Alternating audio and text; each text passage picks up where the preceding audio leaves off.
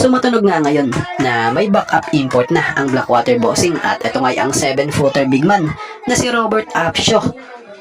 So sa batay nga po sa nabasa nating naging report ng Alta Sports, credit po and thank you. So kung sa Tagalog, sa pagkakaintindi natin, binunyag nga po nitong si Coach Jeffrey Carriazo na itong si Daniel Ochefu ay nagsuffer ng knee injury.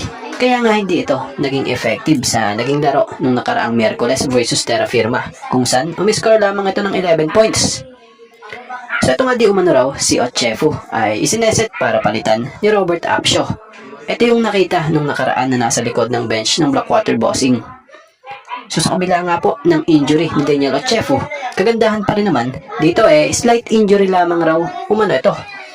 Kaya yung magiging pagpasok sa team ni Apsio batay kay Coach Jeffrey Carriazo nakadepende sa paggaling ng injury ni Ochefu and how Apsio performs in practice.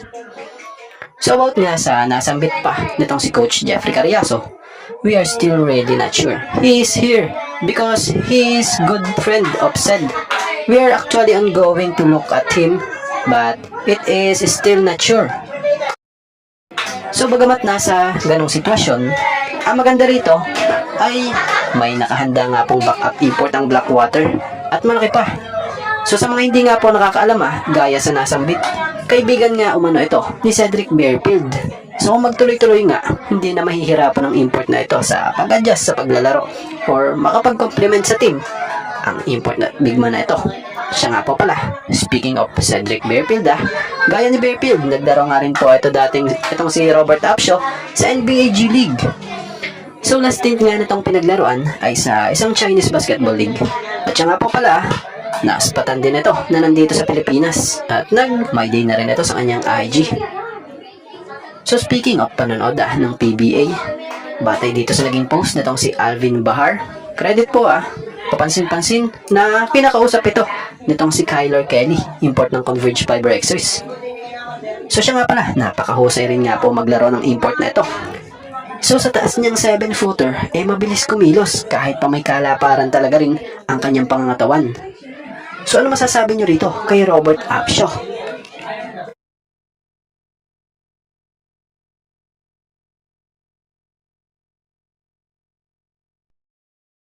At about nga tayo rito kay Kenmark Carino, ang isa sa ngayon sa inaabangan ng mga fans ng Ginebra. So sa pinaka-latest nga po na update or sa post ni Sir Manny Ginebra Boys, credit po may mapapansin tayo or kapansin-pansin na nagdidrill niya nga po ito ng kanyang dribbling skills, kung saan tinututukan nito ng kilalang former PBA star player na si Coach Johnny Abarientos.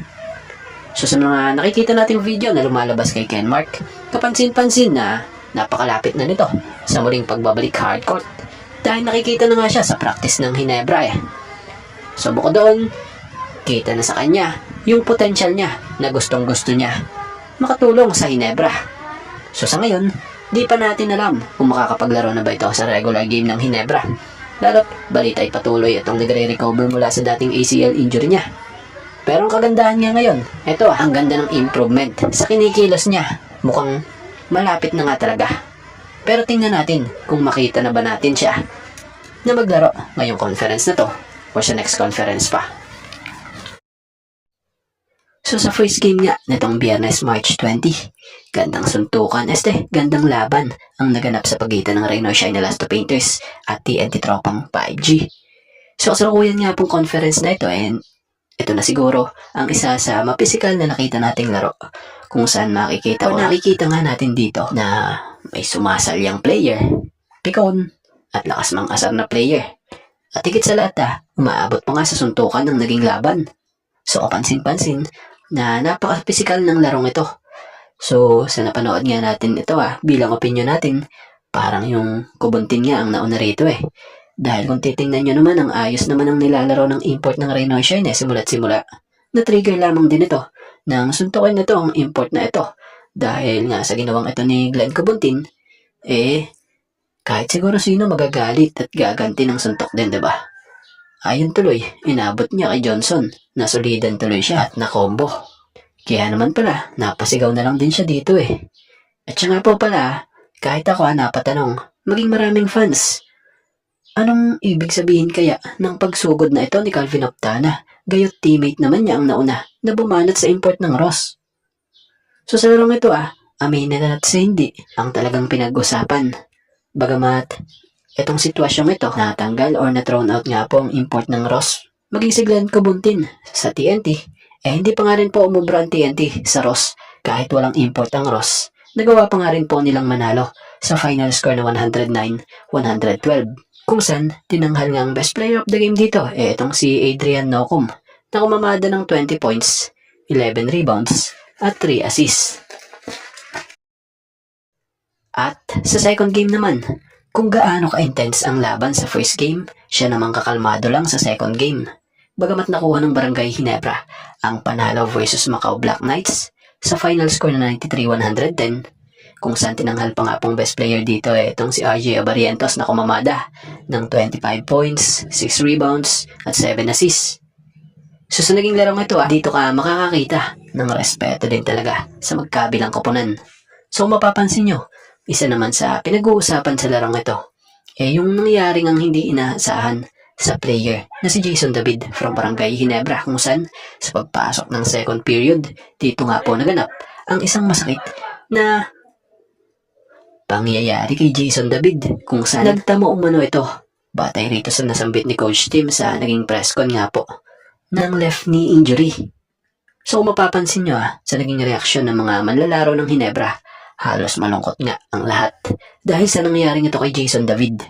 Pero grabe din talaga yung sa side ng kalaban, kita mo yung respect nila kahit kalaban talagang andon pa rin sa kanila ang pag-aalala at pagrespeto kahit pa sa kalaban nila. Maging head coach na ng Macau napaka-respeto. So about kay Jason David, abangan natin sa mga susunod na araw kung anong magiging update nga sa naging injury na to. So pray for Jason David for fast recovery. At bago nga ang lahat, baka naman po pwedeng makahingi ng isang subscription para sa ating channel or pakifollow na rin po kung nagustuhan nyo ang ating mga basketball update. At kung ito na may makakabigat para sa inyo, kahit isang like and share na lamang po. Maraming salamat po.